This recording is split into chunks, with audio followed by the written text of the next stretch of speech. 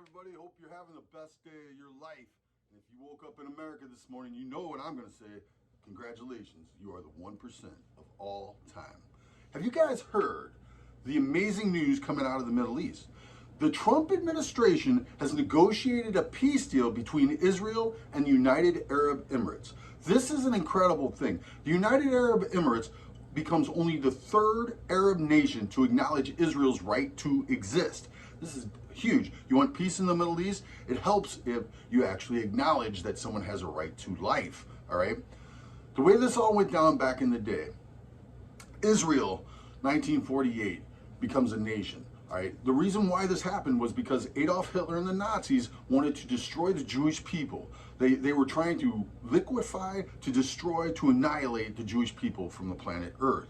As a result of this, the Allies had great sympathy towards the Jewish people, and they allowed them to have their homeland back.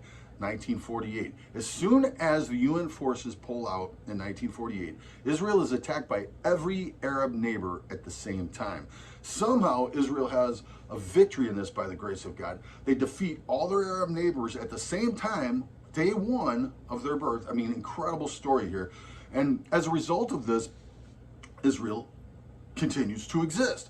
But none of the Arab nations believed that Israel had a right to exist. And the thing that you have to realize here is you have to put this into context. It's not just an Arab-Israel thing like it's always painted out to be. At this time, back in 1948, you have to realize that many of the Arabs were actually sympathetic towards the Nazis and Hitler, okay? Read about the Grand Mufti of Jerusalem, and that'll tell you all kinds of interesting background stories to the Arab nations that supported the Nazis. And so this wasn't all just Arab-Israel thing back in 1948. This was people who really hated Jewish people and agreed with the Nazis and wanted to annihilate them from the planet Earth, okay?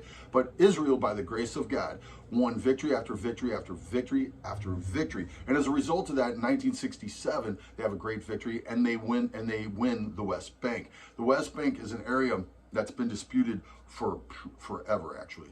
And so they win the West Bank, and they start to do settlements in the West Bank, and this has been a point of controversy for ever since they won it.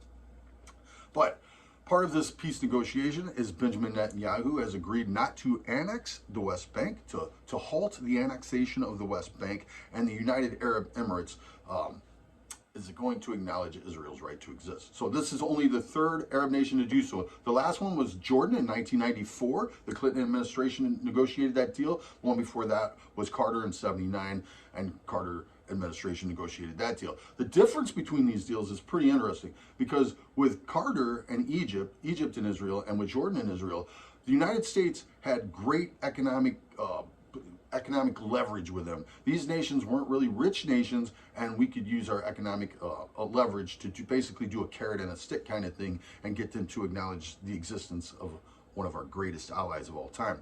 This situation here with the United Arab Emirates is not like that. The United Arab Emirates is a powerful nation. It has everything it needs. It's a rich nation. It's got technological abilities. It's got everything. It doesn't need the carrot and the stick approach. So this is a huge deal. Basically, they're pulling close to Israel, in my opinion, because Israel is the mortal enemy of Iran. And as a result of that, Iran has been pushing its weight around in the area a lot. And so the United Arab Emirates is pulling up to Israel and saying, hey, we like you guys. Can you help us? All right. And according to the Trump administration, they're hinting that there are several other nations that are willing to join forces with Israel and to acknowledge Israel's right to exist. So this is a huge thing. This is the kind of thing that wins Nobel Peace Prizes. I mean, you have an Arab nation acknowledging Israel's right to exist. And how much time do you think the news is going to give to this? The name of this is the Abraham Accord, because the Arab and the Israeli people, the Arab and the Jewish people, have a common ancestor, an Abraham, all right, from the Bible. Okay, so the Abraham Accord is the name of this. It is a beautiful thing, and the Trump administration just keeps knocking them down one after another. I mean, their accomplishments are incredible. They destroyed the ISIS caliphate, all right? That was a big, huge accomplishment, not even really talked about very much. They moved the U.S. Embassy to Jerusalem. That was the kind of stuff people made movies about and wrote books about as the catalyst for World War III. Trump did that, and it's like nothing. Like, Nobody's even acknowledged it or even talks about it. And then now this huge peace agreement between the United Arab Emirates and Israel. God is good. Things are looking great in that regard. And man, it's a step in the right direction in some crazy times. It's good to have some good news. Great job, President Trump. You guys know what I'm going to be saying from here on out. Trump 2020. Trump 2020, the peacemaker, baby. God bless America. God bless President Trump. Peace.